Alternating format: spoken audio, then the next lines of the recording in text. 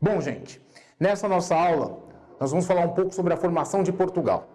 Antes de mais nada, é bom que vocês saibam que Portugal é um fruto do processo de reconquista cristão da Península Ibérica. Essa luta entre cristãos e muçulmanos por esse pedaço do território que hoje é a Europa, que hoje é Portugal e que hoje é a Espanha. Só que, como eu disse a vocês, a guerra de reconquista cristã, ela leva séculos e só foi concluída no final do século XV. Mas o que nos interessa aqui é a formação de Portugal. Se você observar aqui nesse desenho que eu montei, por séculos os muçulmanos mantiveram controle da Península Ibérica, principalmente nos territórios ao sul do que hoje é a Espanha. O que acontece? No final do século XI, surge um condado. O que é um condado? É um pequeno território dependente do Reino de Leão. O Reino de Leão foi um dos reinos formados durante essa luta entre cristãos e muçulmanos, que começa no norte da Península Ibérica, portanto. Havia um condado chamado Condado de Portugal. Havia um condado chamado Condado Portucalense. A palavra portucalense vem de uma antiga povoação romana chamada de Portus Cali, que hoje é o norte de Portugal, a região da cidade do Porto, a segunda maior cidade do país. Da palavra Portus Cali vem portucalense e de lá Portugal. Bom, este condado, no início do século XII, passou para o controle de Dom Afonso Henriques, que luta para a independência do condado. Este condado fica independente por volta de 1140, do Reino de Leão. Então, o que era Portugal? Portugal era um pequeno condado que se independentizou. Nos séculos que seguiram, entre o 12 e o 13, agora corta que eu vou pegar o pano. Nos séculos que seguiram, após a independência do Reino de Portugal, Dom Afonso Henriques e seus sucessores se envolveram em lutas não só para declarar a independência do condado em relação a Leão, mas também para expandir seus domínios contra os muçulmanos ao sul. Como uma forma de ganhar mais territórios para sustentar o Estado português, mas também como forma de mostrar o poder desses reis de Portugal, que eles, à semelhança dos reis de Leão e outros reinos que iam se formando na península, como Castela, como Aragão, esses reis também eram grandes governantes cristãos. Esses reis também eram importantes governantes da cristandade e que mereciam o seu lugar como governantes de um reino independente. Então, corta. Então, entre o final do século XII até mais ou menos meados do século XIII, você vai tendo a conquista muçulmana no que hoje... Desculpa, corta. Você vai tendo a reconquista cristã no que hoje é Portugal. O sul de Portugal, essa região chamada de Algarve,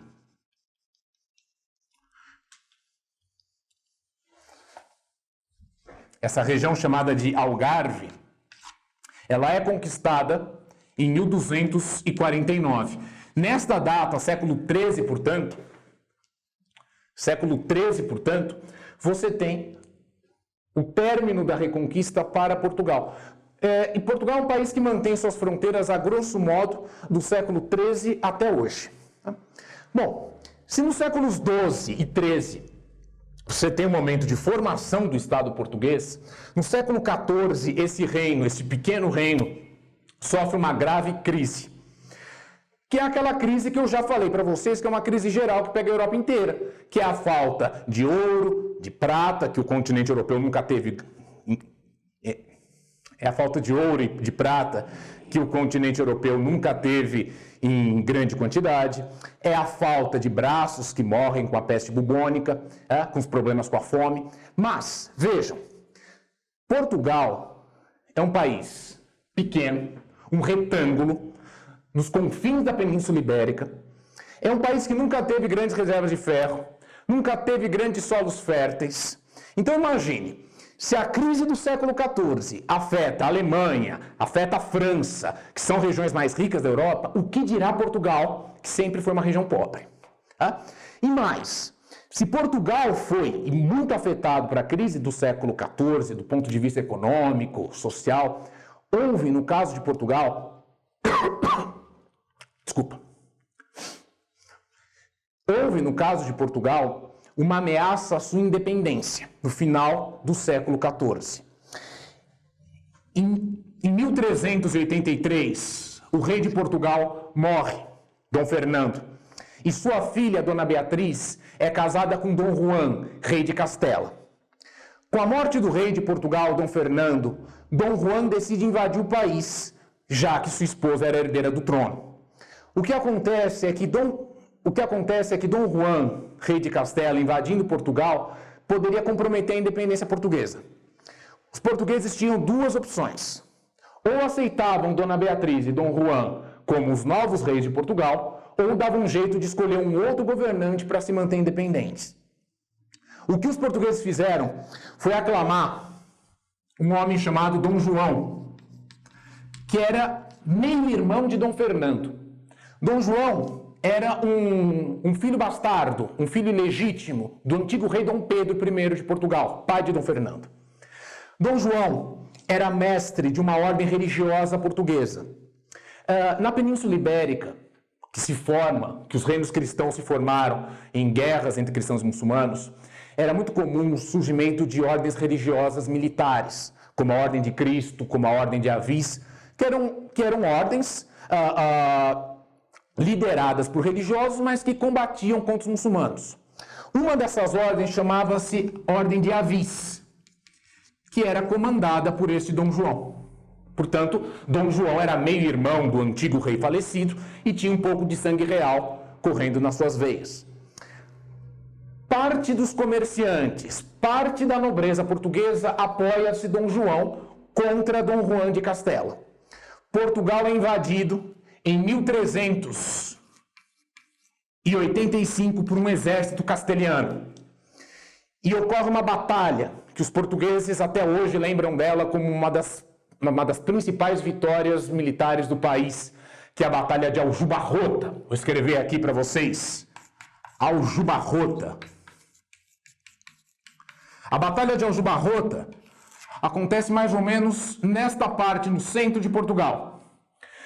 Segundo os cronistas portugueses, um exército castelhano, liderado por Dom Juan, formado por 30 mil homens, enfrenta um exército português, comandado por Dom João e seu aliado, Dom Pereira, que dizem... Pode voltar só esse trechinho que deu interferência no microfone? Claro. Qual trecho? Esse trechinho do... De Aljubarrota? Acho que depois pode ser do Dom João ali, Ele se aliou, o Dom João se alia com quem? Tá, com o Dom Álvares Pereira. Daí? Isso. Tá.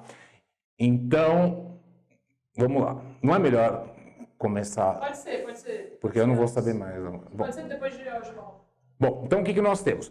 Em 1385, o exército castelhano, comandado por Dom Juan, invade Portugal.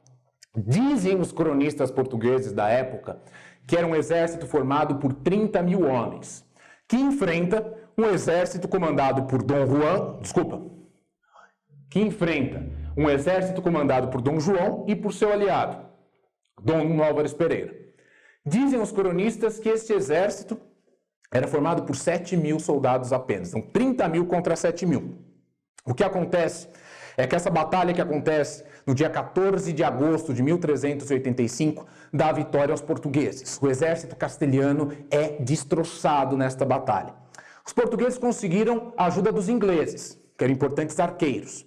Além disso, Dom Álvares Pereira tinha uma boa técnica de combate. Ele planejou o local, o terreno onde aconteceria a batalha, e criou uma série de armadilhas, onde o exército castelhano acabou sendo vítima.